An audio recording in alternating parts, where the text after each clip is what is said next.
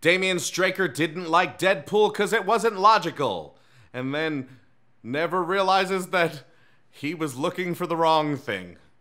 Aren't we all sometimes?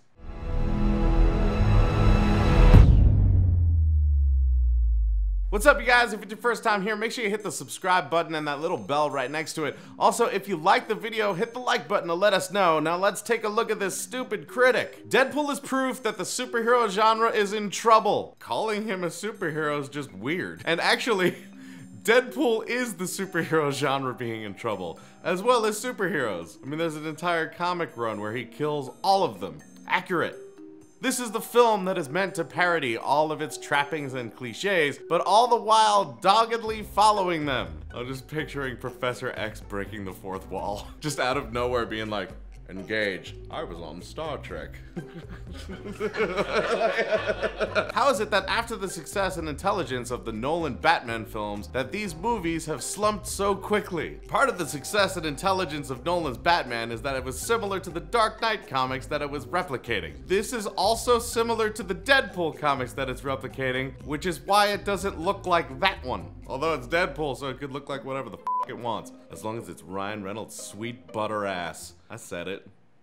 Call me. Deadpool is adapted from the Marvel comic of the same name, and one made in response to the self-seriousness of the Batman movies. But where Christopher Nolan's films were made with great craftsmanship and care, Deadpool has as much attention to detail as a drunken frat party. You know nothing about Deadpool. That's exactly what this should be. Why wasn't Super Troopers like Lawrence of Arabia? I give up on you. But now let's continue. It is puerile, witless, and crass, a cynical cash grab, posturing as being postmodern or metafictional. The alleged humor is an excuse for Hollywood to treat the average audience member as though they are the lowest common denominator. It's weird to say it's the lowest common denominator. I feel like the success of this film was because fans of Deadpool got it, people who didn't really know Deadpool got it, and that anyone who wouldn't like this type of humor either didn't get it or didn't watch it. So as far as lowest common denominator, I mean, that's more like fucking E.T. or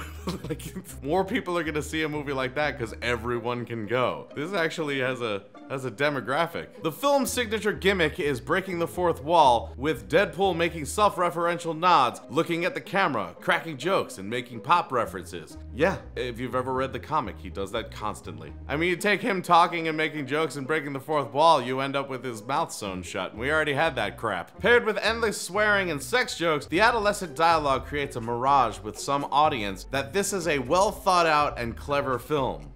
Tons of people were laughing, but they can't write jokes. It's curious as to why Ryan Reynolds, the film's star and one of its producers, opted for a novice director. He probably just didn't want someone to f this up. That's probably how he picked it. Just like, you're gonna screw this up, you're gonna screw this up, you're gonna screw, oh, you won't f this up, okay, cool.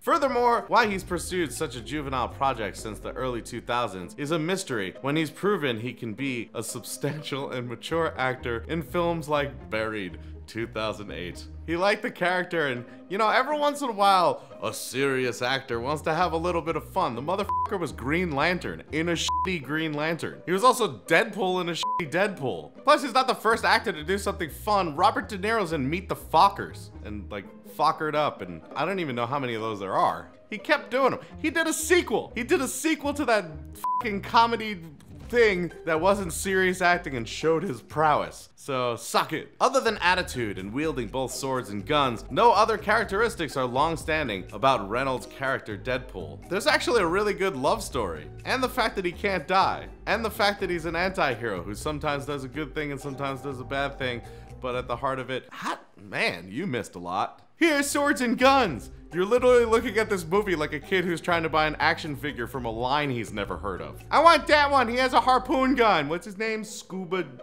Joe? Scuba Joe. I want that one. What is worst about the film isn't the way it tries to bait the audience by being deliberately offensive and violent, but that it's either too stupid or careless to follow its own set of rules or logic. What the f? Why are you looking for logic in Deadpool? Good lord. It's like trying to find a wife at 2:30 in the morning at a club. It's like trying to find a Kit Kat bar at a CrossFit gym. Deadpool is apparently invincible, yet he can still feel pain, such as when he breaks his wrist by punching Colossus. Work that out. We already saw that. Wolverine... I was gonna say more, but I don't need to. Similarly, in the showdown, he must take cover from generic soldiers armed with assault weapons, which also makes no sense if he's largely invincible. He can't die. It doesn't mean things can't stop him or slow him down. If you had understood the rules and the logic of Deadpool that you were searching for so wholeheartedly, you would have figured that out. Even the first Spider-Man movie made training and learning skills humorous long before this film, which forgoes information on how Wade suddenly learns the acrobatics and swordplay he showcases in the film's ridiculous, over-the-top, but tensionless action scenes, or even why his personality emerges as even more jokey and sarcastic as Deadpool after being tortured and distanced from his partner. All of this was explained. All of it. Everything you're questioning was explained. He was a guy who handled the situations and was highly trained to do so. He had a sarcastic, sardonic sense of humor, which became expounded because of what happened to him. It was all explained. You hurt me. You hurt me here. And I can be hurt. The film isn't making a comment on the limits of the superhero genre, but gleefully taking advantage of the excitable comic book fan base who will rush to see the film because of the source material and the film's aggressive marketing. Weird. People are gonna see this because they like the source material? How odd. It is also an enormous contributor to dumbing down a relatively new film genre, straining for credibility and American culture in general. Is it straining? Is it straining for credibility? Is that what it's straining for? It's like, oh, I wish this was more credible as I'm swimming in cash. If only we can win that Oscar is what the MCU is thinking. Give me that statue. When the people at Marvel are watching the Oscars to know that they didn't win, but they're doing it in a gold bathtub. You think they give a fuck?